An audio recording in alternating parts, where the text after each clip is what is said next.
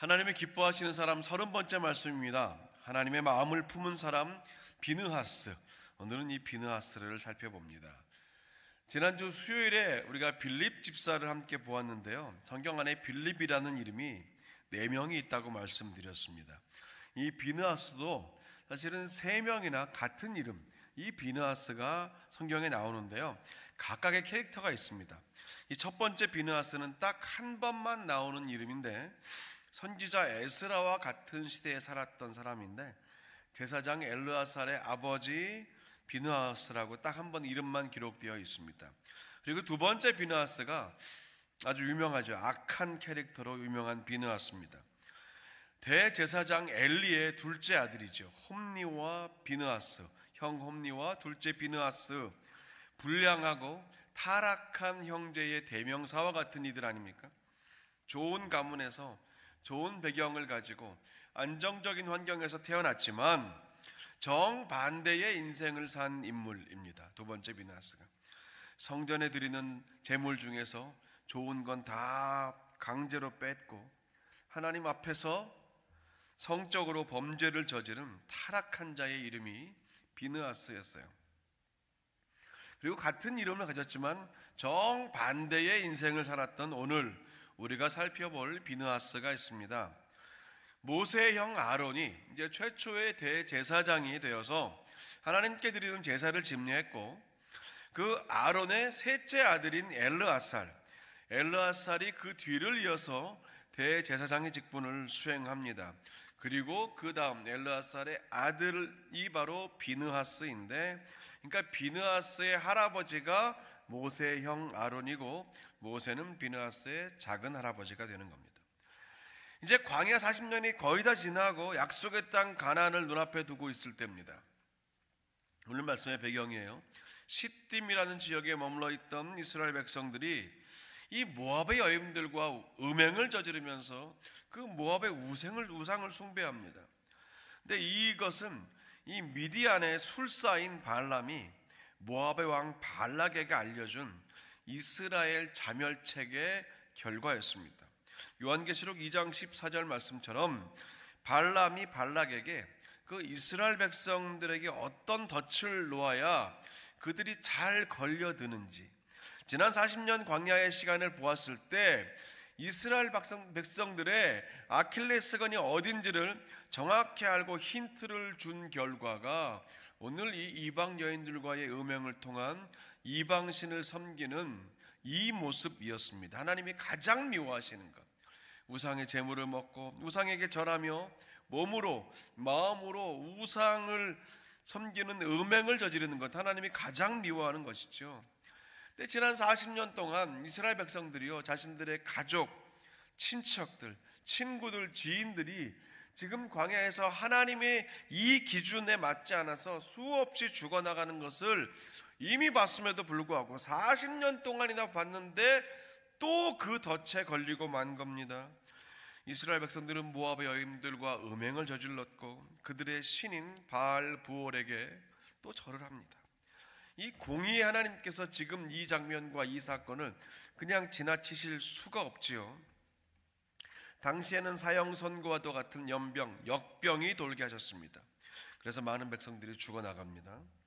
근데 그렇게 이스라엘 백성들이 이 가나안, 약속의 땅 가나안을 눈앞에 두고 죽임을 당하는 것은 사실은 하나님의 공의의 목적은 아닙니다.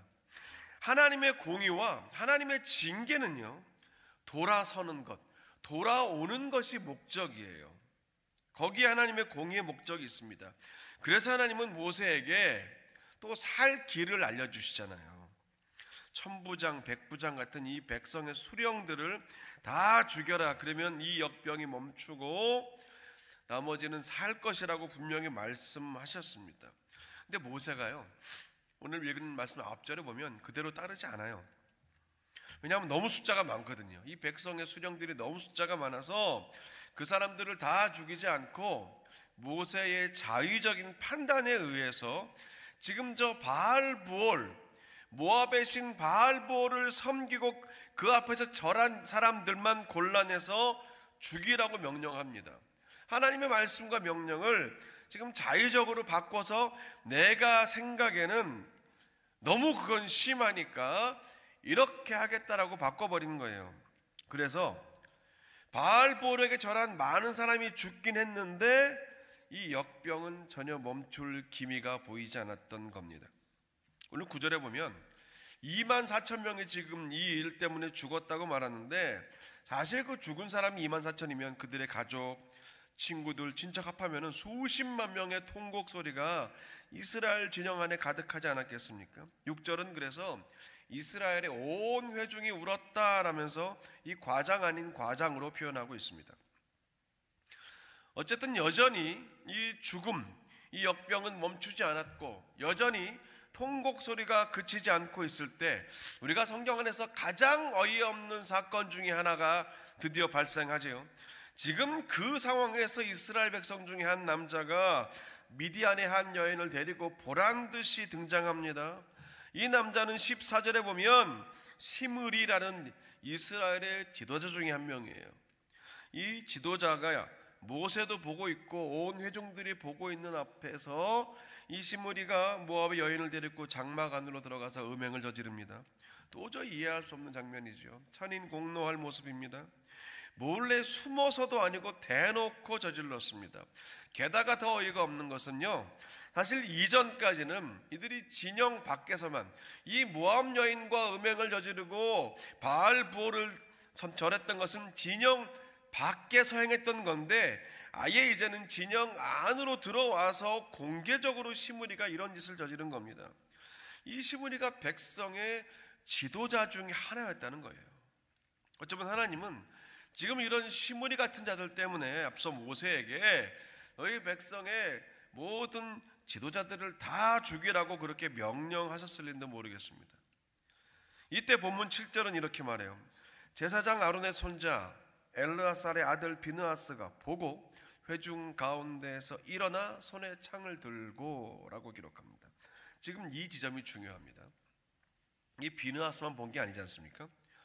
지금 그 모습을 비느하스만 본 게 아니에요. 성경은 분명히 기록했어요. 모세도 보았다, 온 회중이 보았다, 다 봤어요. 근데 비느하스가 일어났습니다.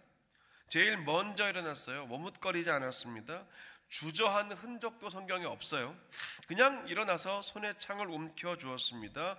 그대로 시므리가 들어간 막사 안으로 달려 들어가서 어떤 경고의 말이나 위협이나 노크도 없이 그냥 그대로 누워있는 두 사람을 창 하나로 꿰뚫어서 죽입니다.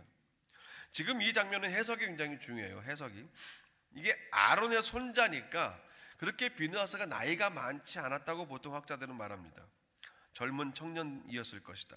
그래서 어떤 시각은 이 비느하스가요, 자기의 작은 할아버지인 모세의 젊었을 때처럼 이 젊은 열기를 절제하지 못하고 또 살인을 저질렀다, 그 살인자의 피가 있는 거 아니냐, 이렇게 뒤틀려버린 해석을 누군가는 또 할지 모르겠습니다.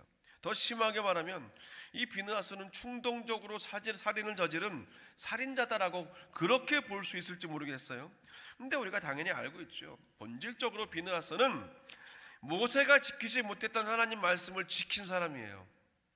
모세는 차마 10부장, 100부장, 1000부장을 다 죽일 수가 없어서 이 바알볼을 섬기고 절한 그들만 골라서 죽였는데, 원래 하나님의 의도는 그게 아니었지요. 하나님의 의도에 비느하스가 순종한 겁니다. 그리고 더 중요한 것은 이 장면을 보시던 하나님의 마음과 해석입니다. 뭐라고 했습니까? 11절, 12절, 13절 우리 화면 다시 한번 보시면서 같이 한번 이건 읽어봤으면 좋겠어요. 11, 12, 13 시작. 제사장 아론의 손자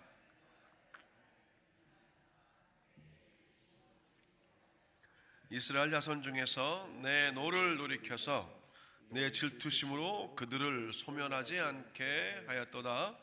그러므로 말하라. 내가 그에게 내 평화의 언약을 주리니 그와 그의 후손에게 영원한 제사장 직분의 언약이라. 그가 그의 하나님을 위하여 질투하여 이스라엘 자손을 속죄하였음이니라. 아멘.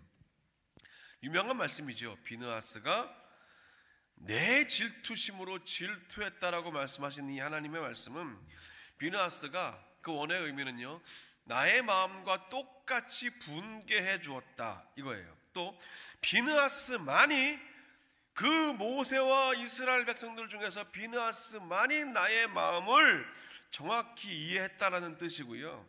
그가 내 질투심으로 질투했다라는 말은 비느하스가 내 마음을 제대로 알아주었다라는 그런 하나님의 의미입니다. 우리가 보통 이 질투라는 단어가 부정적으로 많이 쓰이지만 오늘 하나님 말씀하신 하나님 자신의 이 질투심과 비느하스가 가진 그 질투심은 우리가 흔히 말하는 열등감에서 나온 유치한 감정, 그런 질투가 아니었습니다. 열등감이 아니라 열정이고 열심이었어요. 열정이고 열심이었습니다. 나보다 잘난 사람을 향한 어떤 본능적인 분노가 아니라, 그런 열등감과 질투가 아니라 너무나도 사랑하는 사람을 향한 간절함과 애통하는 마음이 바로 오늘 비느하스가 품었던 하나님의 질투심이에요. 제발 그러면 안 되는데 하는 그 사랑하는 대상을 향한 강력한 열정과 애통하는 마음이 오늘 하나님의 그 마음이고, 비느하스가 그 마음을 정확히 캐치한 사람이라는 겁니다. 하나님의 그 의미예요. 그렇게 본다면 오늘 비느하스는 하나님의 마음을 정확히 이해하고 깨달은 사람이겠죠. 이스라엘을 향한 하나님의 사랑을 비느하스도 깨달았습니다. 그래서 시므리를 도저히 용납할 수 없었어요. 즉각적으로 순종하여 일어나야만 했습니다. 이스라엘을 약속의 땅으로 기어코 인도하시고야 말겠다는 그 하나님의 열심을 비느하스도 깨달은 겁니다. 그래서 지금 당장 일어나서 창을 꽂아야 했습니다. 그래서 비느하스가 나의 질투심으로 질투했노라라는 이 하나님 말씀은 우리가 흔히 말하는 것처럼 하나님의 말씀을 시원케 해드렸다, 하나님의 기쁨이 되었다라는 말과 동의어가 되겠죠. 그래서 하나님은 비느하스가 2명을 죽인 것을 살인죄에 전혀 포함시키지 않으신 겁니다. 오히려 그 비느하스의 열심과 열정이 모세도 멈추게 하지 못했던 이스라엘의 역병을 단번에 멈추게 합니다. 그렇게 하나님께서는 비느하스 한 사람의 열심과 열정 때문에 온 이스라엘이 미끄러져 내려가던 그 죽음의 행렬, 거기를 멈추어 주신 겁니다. 그래서 오늘 비느하스에게 12절과 13절에서 평화의 언약을 주셨어요. 즉 제사장 직분의 언약을 주신 겁니다. 이 언약은 이제 비느하스와 그의 후손들이 대대로 제사장이 될 것이라는 그런 언약의 말씀이지요. 그 직분을 보장해 주시는 언약의 말씀입니다. 제사장이 누굽니까? 하나님과 죄인인 인간들 사이에 서서 중보자 역할을 하는 사람이 제사장입니다. 하나님께서는 중보자이신 그 예수님을 우리에게 보내주셨고, 그 예수님의 그림자인 인물들이 성경에 많이 나오는데, 구약에 오늘 모세를 통해서도 그 일을 보여주셨고, 비느하스도 그 예수님의 중보자의 대열에 함께 들어간 인물이 된 거지요. 하나님은 뜻을 돌이켜서 오늘 그 많은 이들을 살려주시고 그들의 생명을 건져주셨습니다. 예수님을 통해서 모든 죄인들을 살리신 것처럼 오늘 그 예수님의 모형인 그림자인 이 비느하스도 같은 일을 한 겁니다. 근데 오늘 이 12절과 13절의 직분의 언약을 사실은 꼭 받지 않아도 비느하스는 제사장 가문이기 때문에 그냥 저절로 알아서 그 직분을 수행했을 거예요. 그런데 서두에 말씀드렸던 그 동명이인 비느하스 있잖아요. 제사장 엘리의 둘째 아들 홈니의 동생 비느하스, 그 비느하스도 제사장의 직분을 감당할 자였으나 직분이 항상 모든 것을 대변해 주진 않습니다. 직분이 당연히 그런 삶을 보장해 주지 않아요. 목회자이건 또 교회 직분자들이건 그 직분이 곧 하나님을 향한 신실함, 또 하나님의 질투를 가지고 오늘 비느하스처럼 그렇게 질투하는 이런 삶을 저절로 보장해 주는 것이 아니라는 겁니다. 직분에는 하나님의 은혜와 언약의 말씀이 있어야 돼요. 오늘 12, 13절의 그 증거입니다. 하나님이 인정해 주심이 있어야 돼요. 오늘 비느하스가 정확히 그 지점에 서 있습니다. 이제 이후에 이어진 역사를 보면은 오늘 이 언약의 말씀에 따라서 엘르아살에게서 비느하스로 계승된 대제사장의 직분은 엘리 시대에 잠깐 일시적으로 정지된 것을 제외하고는 AD 1세기까지 그 로마의 공격으로 성전이 파괴되고 예루살렘이 멸망하는 그날까지 비느하스 가문에서 제사장의 직분이 계속 이어지게 되는 거예요. 이 하나님의 언약의 말씀이 이처럼 신실하다는 겁니다. 자, 이제 모세와 아론의 시대를 이어서 대제사장의 직분을 감당하게 될 비느하스를, 그래서 13절에서는 그가 하나님을 위해서 질투함으로 이스라엘 자손을 속죄하였다. 예수님의 그림자와 모형이지요. 이스라엘을 속죄하였다라고 기록한 겁니다. 예수님의 대속하심과 그 속죄하심의 은혜가 이렇게 구약의 곳곳에서, 특별히 오늘 이 비느하스의 사건 속에서도 명확하게 발견되는 것이죠. 오늘 우리는 하나님의 마음을 품은 사람 비느하스를 통해서 좀 붙잡아야 될 메시지가 있습니다.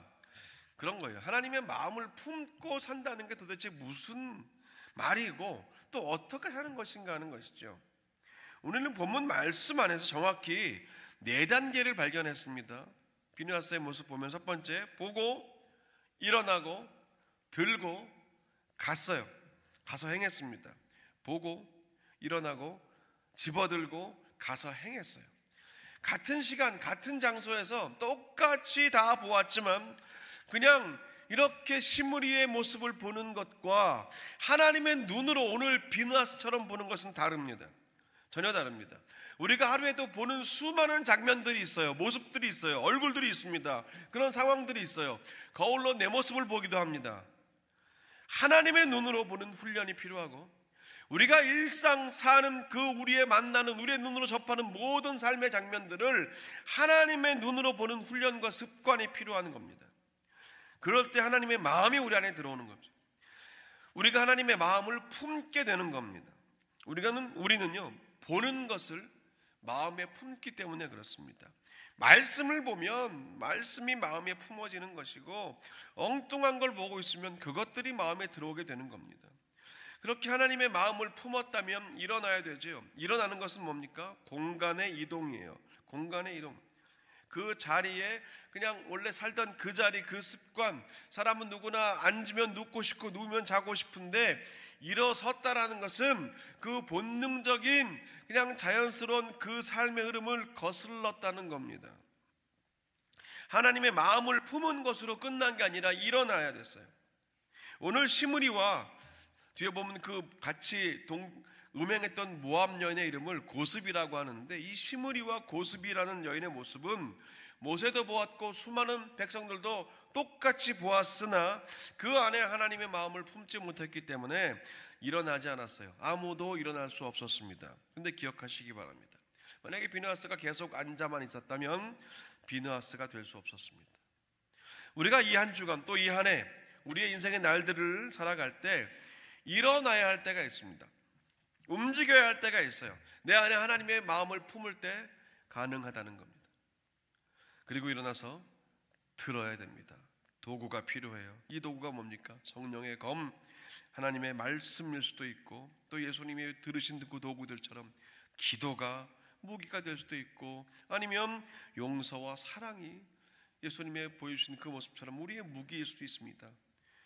그것을 들고 가야 하는 거죠. 어디로 가는가? 어디로 가는가? 그냥 무조건 죽이러 갑니까? 아니지요.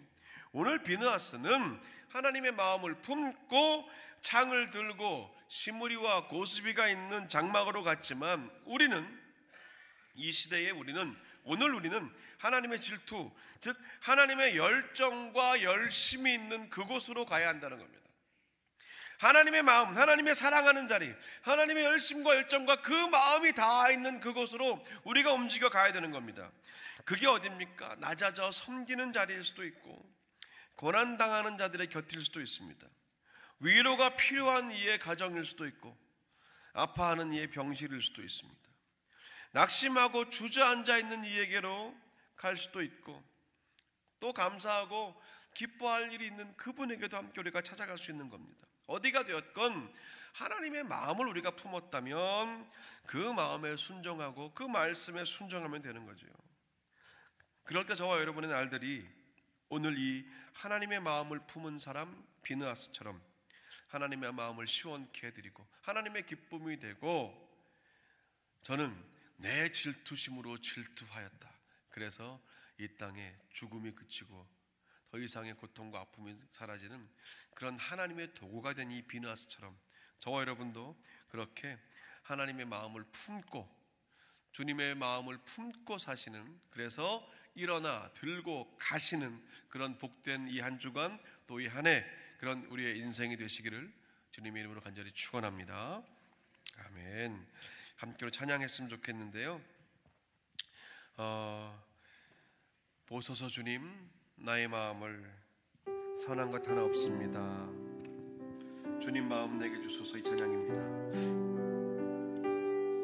참 가사가 좋아요. 이게 남미 성도들이 부르는 찬양을 한글로 번역한 건데요, 우리 이 가사가 우리의 기도가 되고 오늘 또 말씀을 우리가 기억하면서 우리 마음에 새기는 우리 그런 찬송의 가사가 됐으면 좋겠습니다. 보소서 주님 나의 마음을,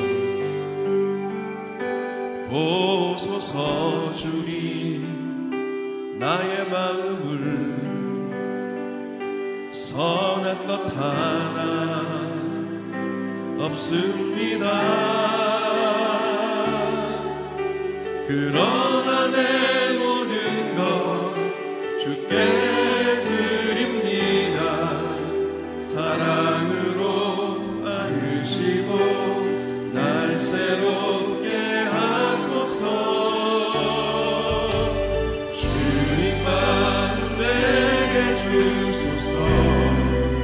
내 아버지 주님 마음 내게 주소서.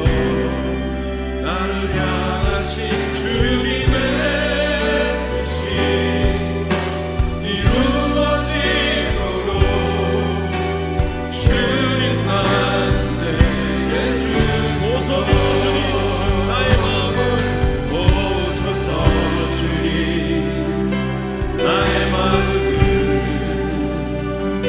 선한 것 하나 없습니다. 보소서 주님, 보소서 주님 나의 마음을 선한 것 하나 없습니다. 보소서 주님, 보소서 주님 나의 마음을 선한 것 하나 없습니다.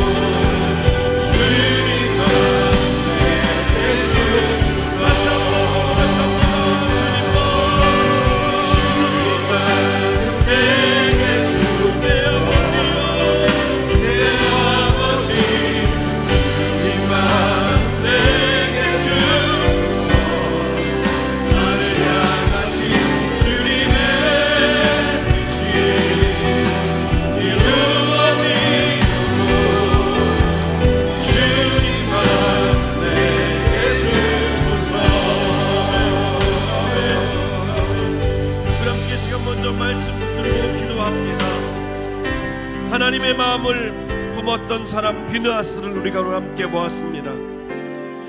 하나님이 여러분의 삶 가운데 보게 하시는 것이 있다면 그 시선 안에 계시는 하나님의 마음을 우리가 품어야 할 것입니다. 그리고 그 마음에 순종하여서 일어나 들고 나아가 행해야 할 것입니다. 그것이 우리가 오늘 함께 확인한 하나님의 마음을 품은 사람, 그리고 그 마음을 품고 순종하여 일어나 들고 나아간 비느하스 아닙니까? 사랑의 자리가 있습니다. 위로의 자리가 있습니다. 복음 전도의 자리가 있습니다. 또 감사와 기쁨의 자리가 있습니다.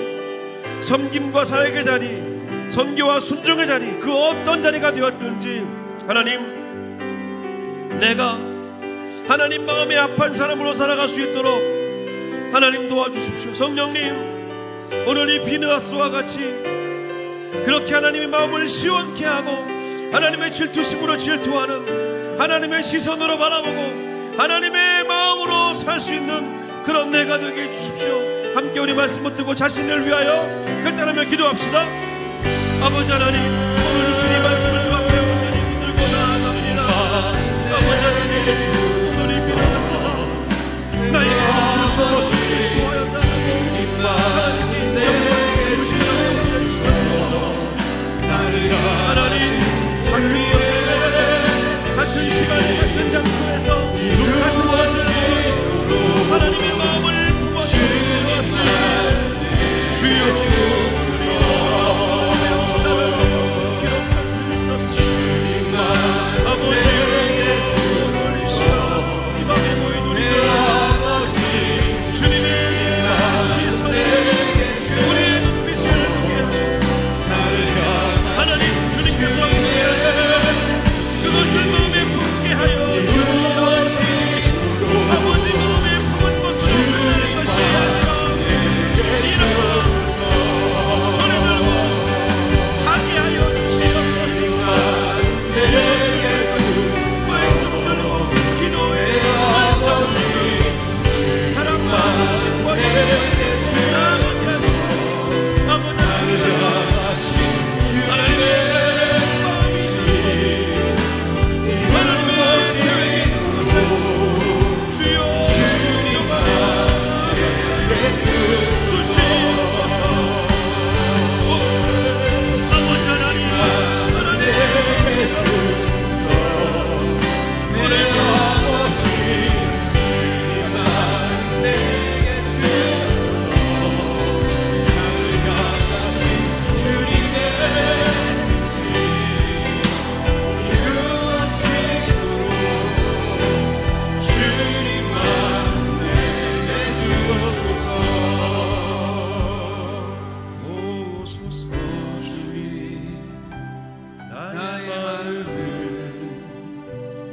선한 것 하나 없습니다. 보소서 주님, 보소서 주님. 나의 마음을 선한 것 하나 없습니다. 그러나 내 모든 것, 그러나 내 모든 것 주께 사랑으로 안으시고 날 새롭게 하소서. 주님만 내게 주소서. 내 아버지, 내 아버지, 주님만 내게 주소서. 나를 향하신 주님의 뜻이 이루어지도록 주님만 내게 주소서. 우리 한 번 더 기도합니다. 아직도 20%밖에 잡히지 않았다고 합니다. 상상할 수 없는 파괴력으로 LA 인근 지역의 산들을 태우고 집들을 태우고 가정들과 그 인생과 추억들과 모든 삶의 그 모습들을 집어삼키는 저 산불이 속히 진화가 되어야 됩니다. 우리 세 가지 기도 제목이 있습니다. 먼저는 주님이 비를 내려주시옵소서. 주여 비를 내려주시옵소서. 비가 아니라면 가장 효과적이고 가장 신속하게 이 화재를 진압해 주시길 기도합니다. 그리고 이번 화재로 가족을 잃고 집을 잃고 삶의 터전을 잃은 이들을 주께서 위로해 주시기를 기도합시다. 오히려 이번 화재로 가난하고 어려운 이들이 더 큰 피해를 입는다고 합니다. 기도가 필요합니다. 그리고 이제 우리 교회와 성도들, 그리고 이 땅의 교회와 성도들이 주님 마음과 주님의 손을 가지고 우리가 언제 또 어떤 모양이 되었든지 함께 이 일에 돕고 동참할 수 있도록 함께 이 시간 위해서 같이 기도합니다. 주님의 이름 세 번 부르고 주여 비를 내려주시고 속히 진압해 주십시오. 그 가족들을 위로해 주시옵소서. 교회와 성도들이 주의 손과 마음을 품고 일어나 들고 가게 하여 주시옵소서. 아버지 함께 주님의 이름 부르고 기도하시겠습니다. 주여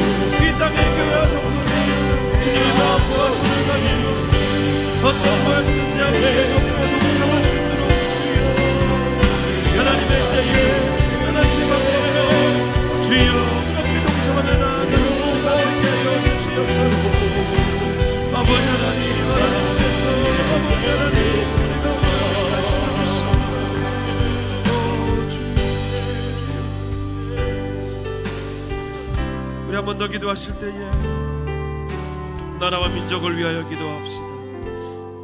이제 1월 20일부터 출범하게 될 이 새로운 미국의 정부와 리더십들을 주께서 붙들어 주시사 주여 말씀 위에 선 나라, 복음 위에 선 나라, 가난하고 눌리고 약한 이들을 돕고 섬기는 나라, 그리고 열방을 섬기는 나라가 되도록 함께 기도합시다.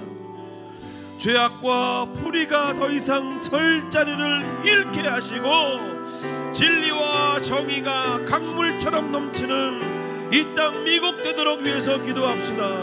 아울러 우리 조국 대한민국의 안정과 저 북한 땅의 자유와 생명이 나타날 수 있도록 다시 한번 주님의 이름을 간절히 부르고 기도하시겠습니다. 주여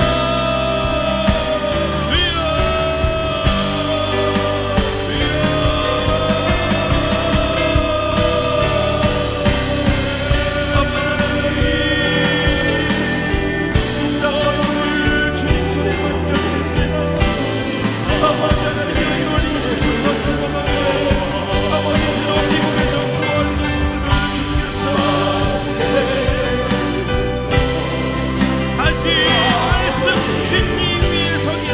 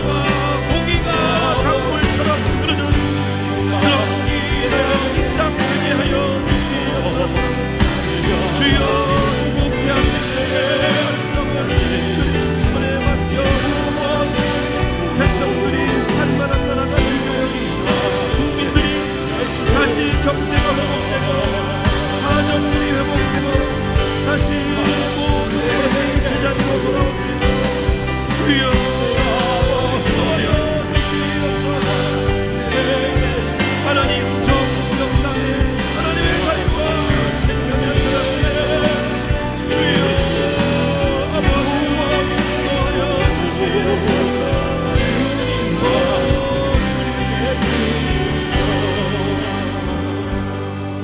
오소서 주님 나의 마음을 선한 것 하나 없습니다. 보소서 주님 보소서 주님 나의 마음을 주여 선한 것 하나 없습니다. 그러나 내 모든 것 주께 드립니다. 사랑으로 안으시고 날 새롭게 하소서. 주님 마음 내게 주소서. 주님 마음 내게 주소서. 내 아버지 주님 마음 내게 주소서. 나를 향하신 주님의 뜻이 이루어지도록 주님만 내게 주님 사랑 내게 주소서. 주여 주님 사랑 내게 주소서. 내 아버지 주님 사랑 내게 주소서. 나를 향하신 주님 사랑을 나에게 이루어지도록 주님 사랑 내게 주님 말씀 내게 주소서. 주님 말씀 내게 주 내 아버지요 내 아버지 주님 말씀 내게 주소서. 나를 향하신 주님의 뜻이 이루어지도록 주님 말씀을 내게 주소서.